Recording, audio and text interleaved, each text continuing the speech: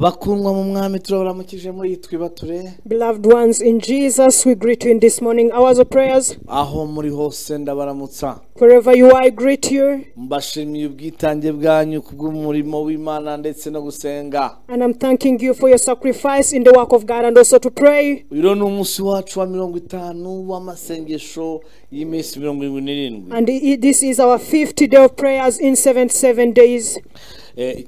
Tugiye kwakira message ya kino cyumweru cyose. We want to receive a message of the whole this week. Hallelujah. Hallelujah. Igaragaza uburyo Imana ije kuraho igisuzuguriro. Which shows that God has come to take away the disgrace. Hallelujah. Hallelujah. Uyu munsi ndabakuraho igisuzuguriro. Today I take away your disgrace. Amaraso Yesu akugote. The blood of Jesus cover you. Gubwe neza. Stay well. Yesu akomeza guhumugisha. Jesus may continue to bless you more. Reka rero dukomezanye. Let's continue together Twibature yacu uyu munsi. in the morning prayers of today. Imana iguhumugisha. God bless you. Ndabatasha bakundwa mu mwami Yesu aho muri hose. Reka mvuge ngo mugire amahoro. I greet you, beloved ones, wherever you are. Let me say, may the peace be with you. Ese mwaramutse neza? Did you sleep well? Mumeze neza aho muri hose? You fine wherever you are? Mbifurije amahoro aturutse ku Uwiteka. I wish you the peace from the Lord. Imana y'amahoro ikomeze kubaha umugisha. May the Lord of peace continue to bless you. Murakoze kubana natwe muri aya materaniro Thank you for being with us in this service, adasanzwe. which is so special. Dusenge. Let's pray. Data tugushimye ko uri hejuru. Father, we thank you because you're higher. Uri hejuru y'abantu. You are above the human beings. Uri hejuru y'ibintu. You are above the things. Uri Imana ikomeye. You are mighty God. Mwuka wera. Holy Spirit, Komeza ubane natwe mu buryo budasanzwe. continue being with us in a special way. Imigozi yose y'umwanzi icike. All the yokes of an enemy to be cut off. Tuguhaye icyubahiro muri kino gitondo. We give you the glory this morning. Mu izina rikomeye rya Yesu. In the mighty name of Jesus. Reka ntaba ari twe. Let us not be the ones. Ahubwo izina ryawe rihabwe icyubahiro. Instead, your name to be exalted. Dusenze twizeye. We pray and believe. Mu izina rikomeye rya Yesu. In the mighty name of Jesus. Amen. Amen. Reka mbabwire ngo igitondo cyacu aho tuba turi imbere y'Imana cyageze. Let me tell you, our morning where we are before God, it has reached. Aho tubonye Imana ikora imirimo n'ibitangaza live. We have seen God doing works and miracles in a live way. Uri mu bantu bagiye guhabwa umugisha muri kino gitondo ndabizi. You are among the people who are going to receive a blessing this morning. I know that. Biciye kubw'ijambo ry'Uwiteka. Through in the word of the Lord. Turasoma ijambo ry'Imana dusanga mu gitabo cya Yosuwa. We are going to read the word of God we find in the book of Joshua. Yosuwa ibice bitanu. Joshua chapter 5. Umurongo wa 9. Verse 9. Hallelujah. Hallelujah. Ijambo ravuga ngo uyu munsi ndabakuraho igisuzuguriro cya kindi abanyegiputi babashyizeho. And the word is saying that today I take away the disgrace the one Egyptians put on you. Uyu munsi ndabakuraho igisuzuguriro. Today I am taking off the disgrace Cya kindi abanyegiputi babashyizeho. the one Egyptians put on you. Mu gihe rero tuba turimo dusenga. In the time when we are praying, Imana igiye kuvanaho abantu bayo igisuzuguriro cy'umwanzi. God is going to take away the disgrace from his people which is brought by an enemy. Mu buryo ubu ndetse n'ubundi. In different wise. Nyemerero tubanze ubuhamya nkuko tubimenyereye. Allow me, we start with the testimonies as we do it first. Turi kumwe live kuri BTN TV. We are together here on BTN TV live. Nyuma ndaza gusengera ibyifuzo by'abantu bari bumpamagare. Then later I'll pray for the needs of the people who will call to me. Urebe iyo nimero ubona kuri screen. Look at that number on the screen. Bagiye kwishyiraho mu kanya. In a short time they're going to put it. Uraza kumpamagara. You're going to call me. Dufatanye gusenga. Then we join together to pray. Mwumve ko turi kumwe turi hamwe. And feel well that we are together. Yesu agumugisha. Jesus bless you. Twumve ubuhamya ndagaruka mu kanya. Let's listen to the testimonies, then I come back shortly.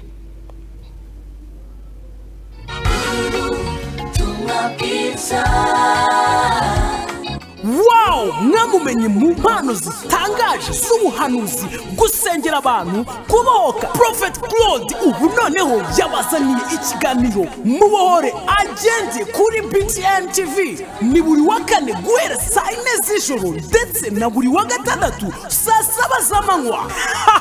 Reka nkwibutse kandi ko ushobora kubana na Prophet Claude mu materaniro kuri Soul Hearing Revival Church i Nyamirambo mu Miduha kuwa kabiri aho birirwa imbere y'Imana mu bihe bihe byiza byo gusenga kubohoka ndetse n'ibitangaza. Naho kuwa kane bakora amateraniro guhera saa 10 z'umugoroba. Mwibutse kandi ko ku cyumweru bakora amateraniro guhera saa 2 za mu gitondo. Nucigwe n'ikiganiro mubohore agende, ngwino urebe iby'Imana ikorera muri Soul Healing Revival Church. Ukeneye kwifata TV ni buri wa kane guhera saa 4 z'ijoro ndetse na buri wa gatandatu saa 7 z'amanywa.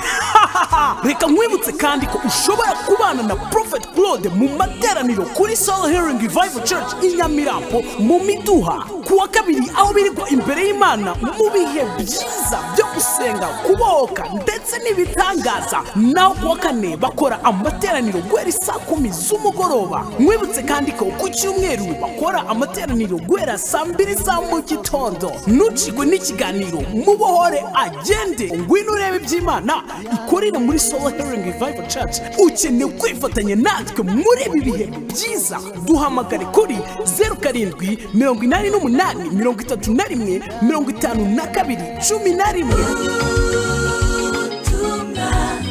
guhera saa 2 za mu gitondo. Nucigwe n'ikiganiro mubohore agende, ngwino urebe iby'Imana ikorera muri Soul Healing Revival Church. Ukeneye kwifatanya natwe muri ibi bihe byiza, duhamagare kuri 0788315211.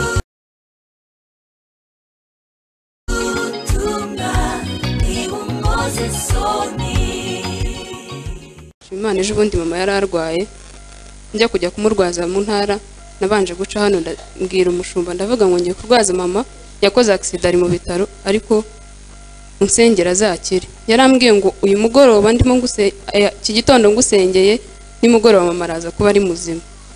Twaragiye tugezeyo ndamurwaza ariko nza kuvayo mbona ari amahoro.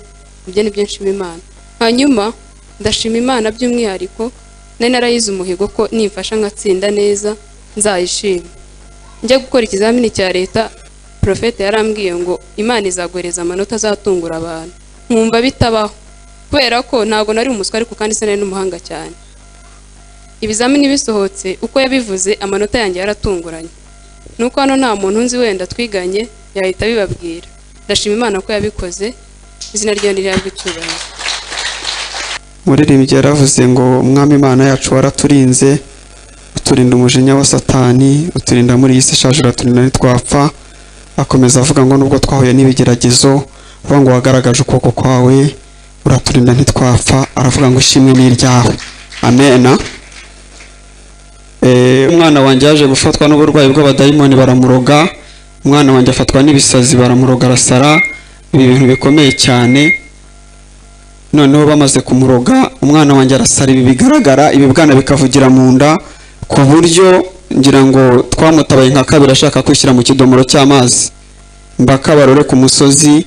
Noneho ubwo nibwo numvisha umukozi w'Imana Prophet Claude mumva kuri radio, ngerageza guhamagara biranga, ariko atanga adresse ya mu gitondo. Naje gukurikirana ndatega bisi ya Kibagabaga ngeza aha, nkurikira abandi ngenda nyoboza mbona ngeza aha. Yari yavuze ko ari bwakira abantu basifite ibyifuzo. Nkihagera rero namusanze hariya aradusengera nk'uko bisanzwe, ariko arambwira ngo Imana inkuye umwuka w'inyatsi. Ngira ngo mukurikije urugendo nanyuzemo murumva ko ari inyatsi gusa nari nahuye nayo. Igihe umwana yari arwaye, mama we yari kwa muganga baramubaza ibibyimba byo mu nda. Niba munyibuka nari ndi kumwe n'uyu mwana, ndi kumwe n'akandi kana k'agakobwa gato gashika kamukurikira. Mama we ntago twari twazanye, umwana ariko akajya nkajyayo, abo protocole baramfasha. No ku rugamba rwari rumeze, mama we yari aryamye avuye kubagwa kwa muganga. Prophet arambwira ngo Imana igukuye umwuka w'inyatsi. Ndagenda ndicara ndizera. Ibyo byose uko byabaye byari amadeni, kubona inzira intambutsa muri quartier, wangurije umwana ararwaye, nyina yabazwe, nikopesheje, mbura icyerekezo cy'inzira ashobora kunyuramo kugira ngo mbashe gutambuka. Uriya mudamu Françoise aranzi azi mfite imibereho, ndi umuntu ukomeye. Ndagenda nkubitana n'ikintu cy'ubukene, twikopesha umunyu, twikopesha isukari, ngira ikintu cyitwa amadeni ku buryo buteye ubwoba, kugeza nubwo abakozi bo muri wasake bankopye bangirira icyizere, akaza azanye fagitire, akazana n'umuntu wo gufunga maze bavuga nti mbabariye mu gihe kingana gutya nzakwishyura. Murumva ko nta mibereho twari dufite. Umutekano akaza akankopa ukwezi kwa mbere nkayabura, kwa kabiri nkayabura, kwa gatatu nkakubura nkayabura, ariko abantu badashobora kumenya ko icyo kibazo nahura nacyo. Imana ikomeza kumpisha, amaze kumbwira ko Imana inkuyeho inyatsi, Imana yanciriye inzira, inkorera igitangaza, ikoresha umuntu araza mu 600, mbasha kwishyura amadeni muri quartier, mbasha kwishyura amadeni y'imyenda ndagabanya, nishyura wasake, nishyura umutekano, nishyura ibishingwe. Imana nihabwa icyubahiro kubw'ijambo umukozi Imana yavuze, ibyo mbishimiye Imana. Ikindi rero nshimiye Imana nkimara kuva hano naje ari ku cyumweru, madamu yararwaye ndamubwira ngo tugiye kujya gusenga, niciye kuri intebe profete yaravuze ngo hano hari umuntu ufite ikibazo cy'uburwayi bwo kwikubita hasi. Narahagurutse mu bambere mfata mikrofone mpagarara aha ndarira, maze kurira arambaza ngo uyu mwana afite ikihe kibazo, ndabivuga aravuga ngo uyu mwana ntago azongera kurwara ukundi.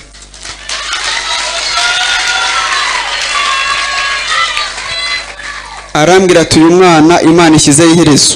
Mu by'ukuri iyo ikigeragezo cyaje bya bindi by'inyatsi, nagiye mu bahanuzi, nashyize icyumba cy'amasengesho iwanjye, umuntu akambwira ati hari umuntu usenga Imana i Butare, kugera i Kigali ni 10,000 nkabyohereza akaza gasenga, akavuga ngo njye ntago njya nsengera umuntu kabiri, nkamutunga nkamuhitike akagenda umwana akongera agafatwa, hakaza undi abantu bakabiwanjye, mbese ndagenda nkubitana n'ubukene namwe murabyumva. Naragiye mbwira mama w'abana nti rero nkurikije uriya mupasiteri ko namwumvishe kuri radio Umucyo abwiriza abantu kandi agatangira guhanurira umuntu atamureba, yambwiye ko umwana akize, nanjye ndizeye, reka dutegereze turebe. Kuva nava aha kugeza uyu munsi wa none umwana wanjye ntago arongera kurwara.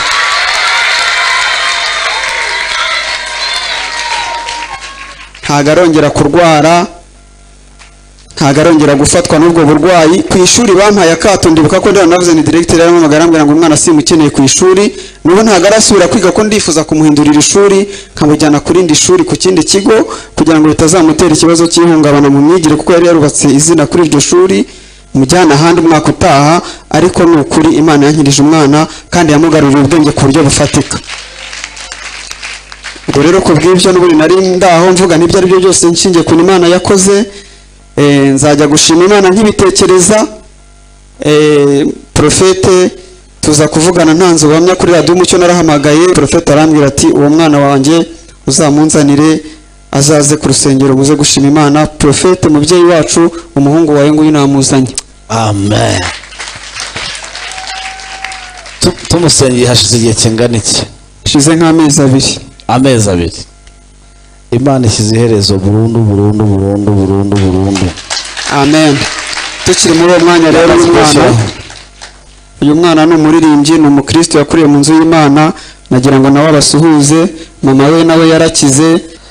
Uyu mwana ku ishuri yagiraga akagwa hasi, bitasa ko kanya akinjira mu ishuri. Niyo yabaga ari mu rugo, uyu munsi agakira, ejo nkabona nta kibazo, ku munsi wa kane namujyana akikubita hasi. Abarimu baravuga ngo uyu mwana ntuzamugarure. Sinzamugarure. N'umuyobozi w'ishuri arambwira ngo harya usengera mu ngo rumurokore, nti ngo si waguha umuntu w'umuvuzi ngo uyu mwana wamumushyira hariya muri Ngororero.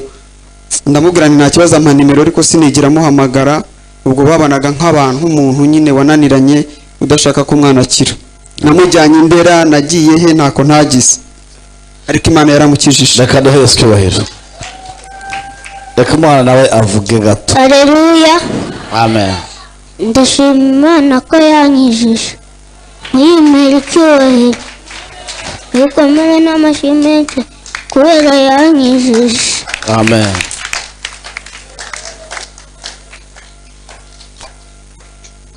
Data mu izina rya Yesu, uyu mwana turagushimiye ko wamukijije, tugushimiye ko washyize iherezo ku burwayi bwe, tugushimiye ko uri hejuru y'abadayimoni bose.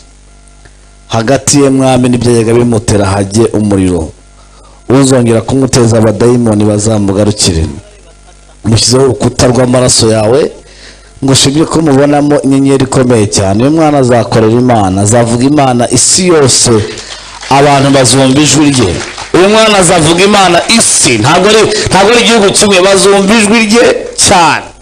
Kandi ikimenyetso cy'uko Imana ivuganye namwe, uyu mwana Imana igiye kumuha umuterankunga mu mashuri ye mu izina rya Yesu. Amen.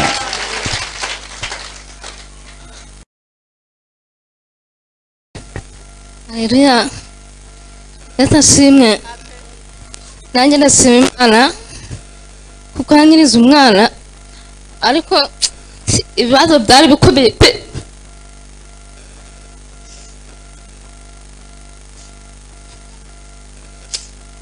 Nabonaga bikomeye cyane nubwo byari bigiye kumara umwaka. Umwana yafashwe ku itariki ya mbere y'ukwezi kwa 10 muri 2018 ageza ku itariki 20 z'ukwezi kwa 8 2019. Ariko bageze ahangaha byari ku itariki 21 z'ukwezi kwa 8. Kuva ku itariki 21 z'ukwezi kwa 8 kugeza ubu ngubu ntabwo yongeye gufatwa. Ariko ndashima Imana cyane.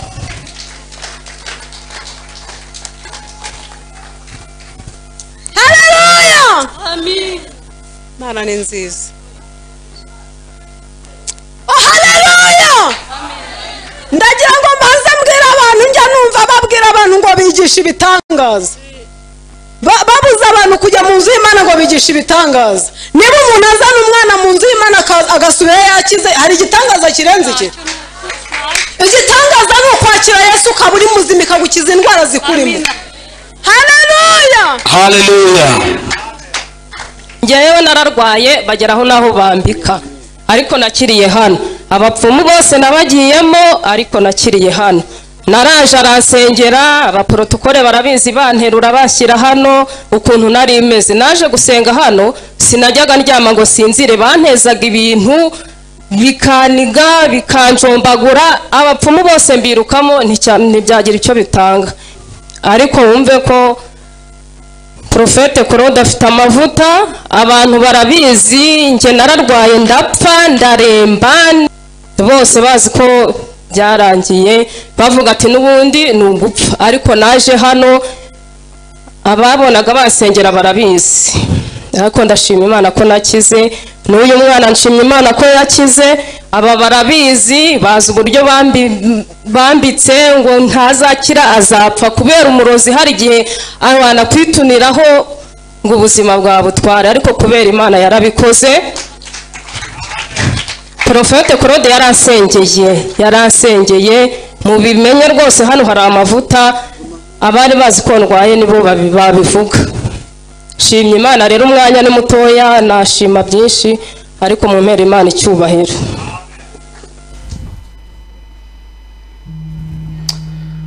Haleluya. Yo ni imirimo y'umwami wacu Yesu. Hallelujah. That's the work of our Lord Jesus. Intumwa Paulo yaravuze ngo Yesu Kristo ko yari ejo n'uyu munsi niko ari. Apostle Paul said that Jesus Christ, how he was yesterday, he's the same today. Ubu rero niwe tuvuga, niwe turamya, niwe duhimbaza. He is the one we are speaking of. We are worshiping him and praising him. Niwe wakijije bariya bari barwaye. He's the one who healed those people who were sick. Kandi nawe yagukiza. And even you, he can heal you. Sinzi indwara urwaye. I don't know the sickness you're having. Sinzi ikibazo ufite. I don't know the problem you're having. Ariko nubyumva ujye wumva Kristo. But when you hear of Christ, njya mbwira abantu ngo ibiganza byanjye ntago byakiza abantu. I normally tell people my hands cannot heal people. N'amagambo mvuga ntiyakiza abantu. Even the words I speak out cannot heal them. Ariko ibiganza byanjye byamaze kuba connected n'iby'umwami Yesu. But because my hands are connected with the ones of the Lord Jesus, niwe ukiza. he's the one who heals. Niwe uhindura amateka. And he's the one who changes the background. Niwe uhindura ibihe. He's the one who changes the season or time. Umwami w'abantu. He's the King of Kings. Nyemera duhe Yesu cyubahiro. Allow me, we give the glory to Jesus. Tuvuge ngo asante Yesu. Let's say thank you, Jesus. Webale Yesu. Thank you, Jesus. Webale Mukama. Thank you, Lord. Osobora byonna. You are able to do everything. Ushoboye byose urahambaye. You are able to do everything. You're great. Reka twinjire mu ijambo tugiye gusoma, tugiye gusengeramo mbere yuko nakira ibyifuzo kuri telefone. Let us enter into the word of today, so then later I'll receive the... Mbibutse ijambo twarimo. Let me remind you the word we were in. Yosuwa ibice bitanu. Joshua chapter 5. Umurongo wa 9. Verse 9. Abango Uwiteka abwira Yosuwa ati.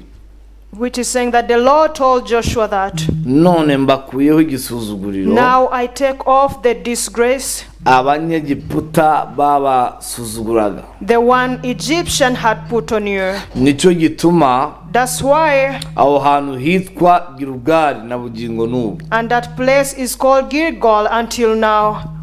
Nayo nkubwire ku gihe cy'umwami Imana. I want to tell you, at the time of the Lord God, Igihe cy'umwami Imana. the time of the Lord God, hari igihe cy'abamidiyani There is a time of Midianites. izo nkuru murazizi You know those stories? abamidiyani gusarura cyangwa se gutwara ibyo abisiraheli babibye. There is a time the Midianites took what the Israelites had.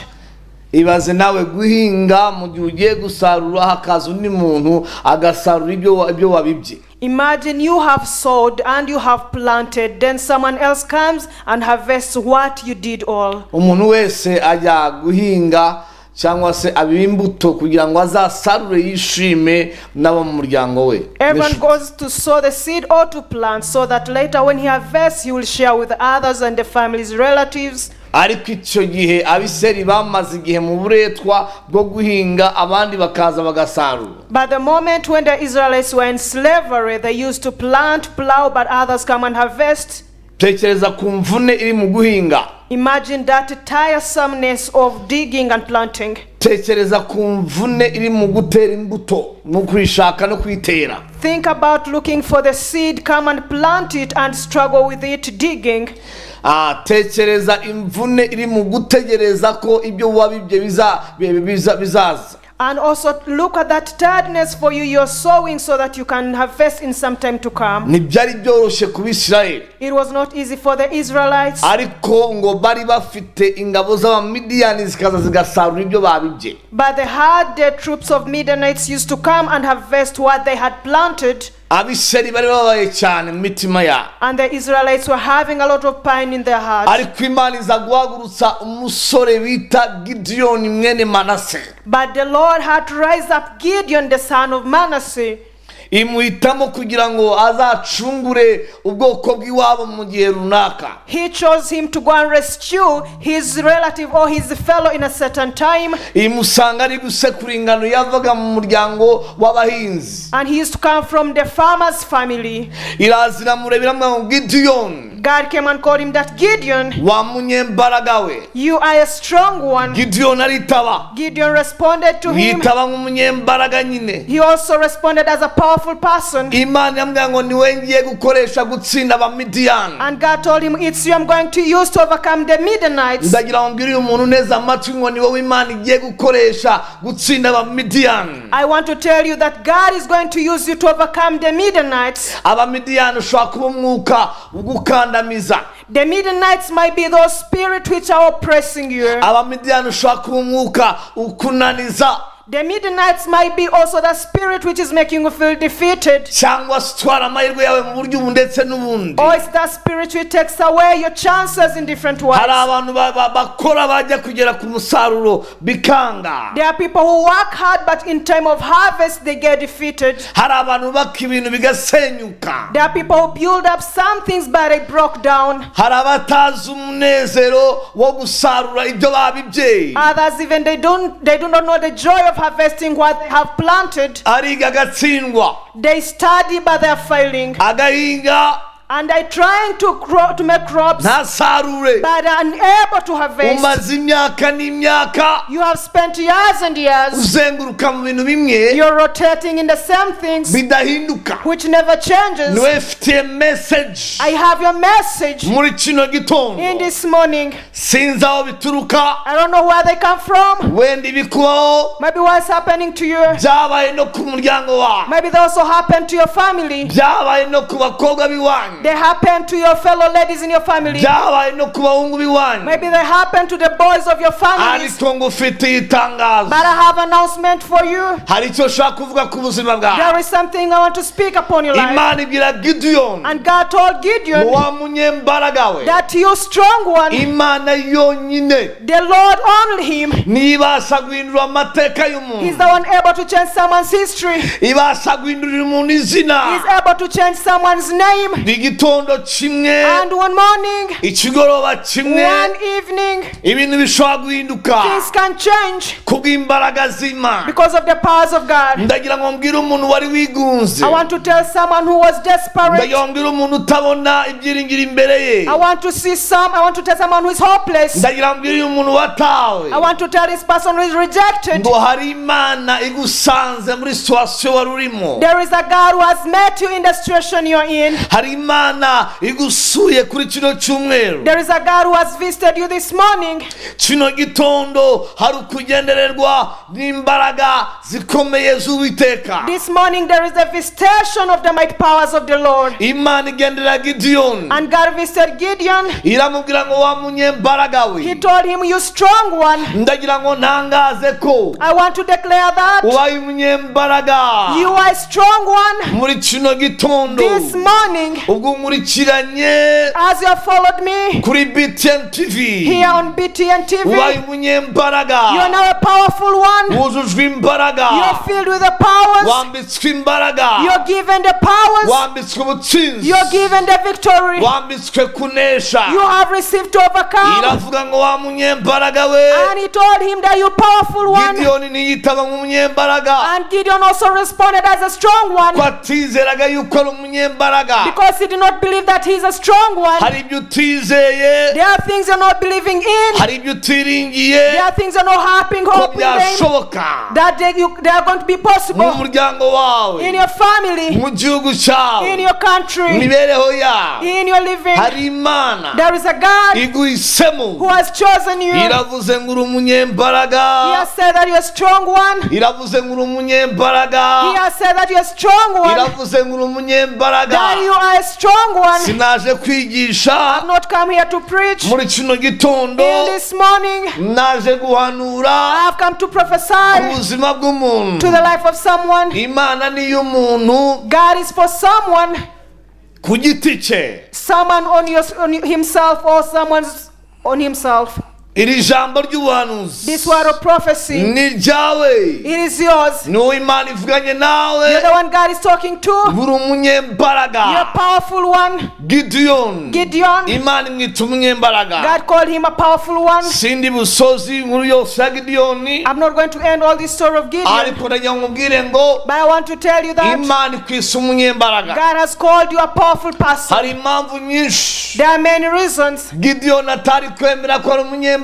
Gideon could not accept that he is a strong one. Impamvu ya mbere. The first reason. Yavaga mu muryango ukennye. He was from a poor family. Ise yitwaga Yoasi. And the father was called Joas. Kwa Yoasi bari abatindi. At Joas's family they were so poor and insignificant. Bari babakene abandi bita abakene. There were those people who were so poor. Nta muntu wavuye iwabo wari ukomeye. And there's no any great person came from that family. Nta bintu bihambaye Gideon yigeze akora. Gideon never did any great thing. Ariko Imana imwita umunyembaraga. But God called him a strong one. Sinzi. I do not know intege nke zawe. your weaknesses. Ibikunaniza. What is defeating you? Ibiguca intege. What is discouraging you? Muri kino gitondo. In this morning. Kuri kino cyumweru. In this week. Ngufite message. I have a message for you. Ivangura umunyembaraga. That you are a powerful one. Receive. Achira. Wenda wakwireba. Maybe you can look at yourself. Gideon ntibatubwira amashuri yize. They do not tell us how the education level of Gideon. Ntibatubwira imyitozo yitoje. They do not tell us about the training he went through. Imana nikorana n'abanyembaraga. God doesn't work with the strong people, the great one. Ikora n'abantu bari available. He only works with people who are available. Abantu biteguye. People who are ready. Abantu hisemo. People he has chosen. Ibyishimo by'Imana. And the joy of God. Ni ukugaragaza imbaraga zayo. Is to show his powers. Cyangwa icyubahiro cyayo. Or to show his glory. Mu ntege nke z'umwana w'umuntu. In the weakness of a human being. Gideon. Mwene Manase. The son of Manasseh. Wo mu muryango w'abakene. In the poor family. Ikindi ngo yari umwana muto. Something else, he was still a young boy. Imana imwitamo. And God chose him. Ntitaye. Without taking care regarding of what defeated him. Kubyananiye family yawe. What defeated your family? Ngufitiye ubuhanuzi. A prophecy for you. Kuvuga ngo ugiye kwambikwa imbaraga. Which is saying that you're going to receive the powers. Ugiye kwambikwa imbaraga. You're going to receive the powers. Ugiye kuba umuntu udasanzwe. You're going to be a special person. Receive. Achira. In the name of Jesus. Ndagira ngo nakire. I want to receive. Telefone z'abantu. The phone calls. Bampamagara muri uyu mwanya kuri BTN TV. People to call me right now at BTN TV. Bafite ibyifuzo byo gusengerwa. People who are having needs and they need to be prayed for. Iyo telefone ubona kuri screen. That phone number you're seeing on the screen. Ushobora gukoresha WhatsApp ugahamagara. You can use WhatsApp and call me. Hallelujah. Hallelujah. Ugahamagara. And call. Tukagusengera. Then we pray for you. Imana iguhe umugisha. God bless you. Ndaramutsa Kwizera. Imana iguhe umugisha. I greet Kwizera. God bless you so much. Mama Evangel Evas n'abandi mwese Imana ibahe umugisha. Mama Evangel Evans, God bless all of you. Yes, hello. Yes, hello. Imana ishimwe cyane. Uyu nguyu yageragezaga ngo yumve ko bikunda. This person is trying to call if the phone can go through. Ubwo n'undi uri mugerageza yumve ko bishoboka kubera Imana. And that person is trying if it is possible because of God. Ushobora guhamagara kuri TV tukakwitaba. You can call here on TV, then we answer your call. Yes, hello. Yes.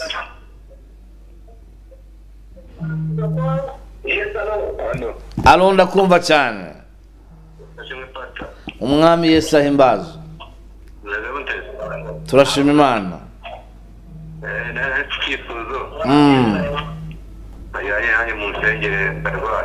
Urwaye gute?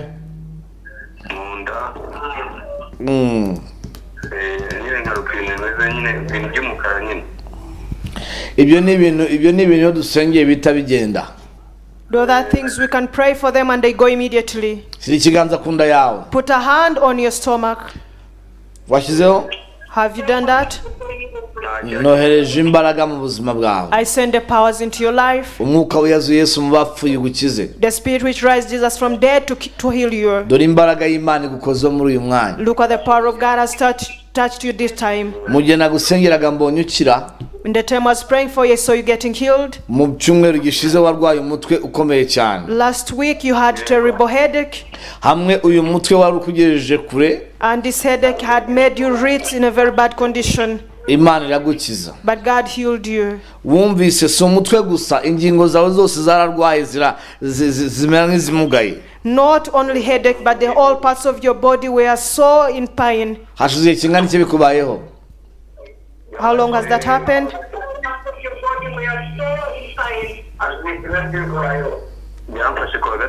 Kuwa gatatu. Ijwi ry'Imana rirambwiye ngo Imana yagukijije amahembe. The voice of God is telling me that God saved you from the witchcraft.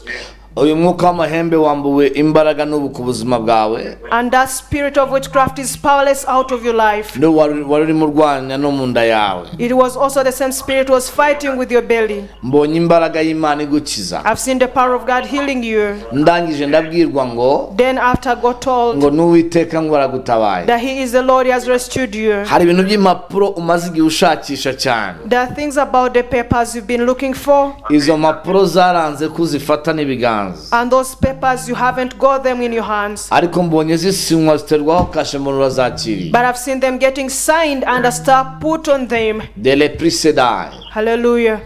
Zando menemai. Hallelujah. Pregiso talemai. Amen. Wakiriye izi mpapuro mu izina rya Yesu. Receive these papers in Jesus' name. Wakiriye izi mpapuro mu izina rya Yesu. Receive those papers in Jesus' name. Wakiriye izi mpapuro mu izina rya Yesu. Receive those papers in Jesus' name. Ndabona ibijyanye na perime. I see something about the driving license. Numvise ijwi rimbwira ngo perime. There is a voice which has told me about the driving license. Uwiteka arambwiye ngo aritamuruye. The Lord has told me that he has manifested. Ngo ubonye perime y'umugisha. That you've got the driving license of a blessing. Ubonye perime y'umugisha. You have got a driving license of a blessing. Nagiye kubona mbona wabuze ubushobozi bwo kwishaka. And I've seen you have no ability to get it.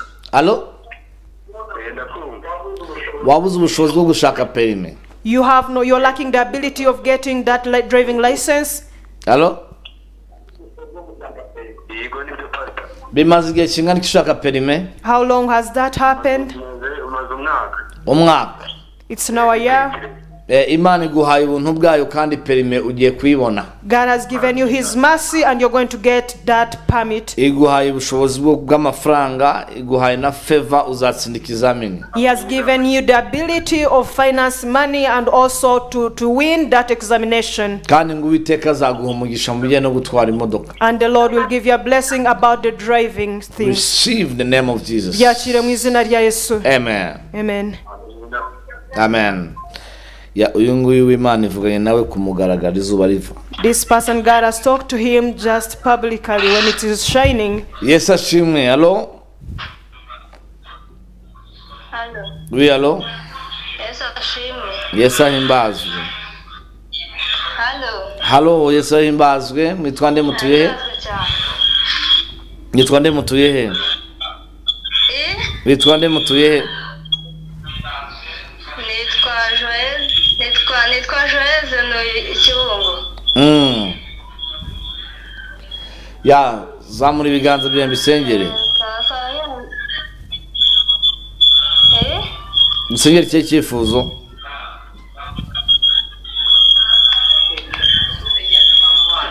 Musengere. Afite cyifuzo ngo usengere nyine. Ari muri umwana mama amaze imyaka 15 arwaye. Arwaye gute? Arwaye gute?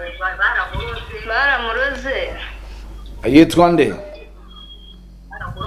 Yitwa Nikomeze Egidia. Sengeye Nikomeze Egidia. I pray for Nikomeze Egidia. Isengesho ni zero distance. A prayer has got no barrier. Nta mupaka. It has got no boundary. Nta gikumira isengesho. There is nothing to hinder a prayer. Imbaraga z'Uwiteka zimuzeho. The power of the Lord to be upon her. Reka yakire gukira. Let her receive healing. Yakire kubohoka. She may receive deliverance. Mu mbaraga z'Umwuka Wera. In the powers of the Holy Spirit. Data urakoze kumukijije. Thank you, Father, for healing her. Imbaraga z'Imana zimukozeho. The power of God that have touched her. Nyuma y'iminsi 4 after 4 days azaba yakize. She'll be healed.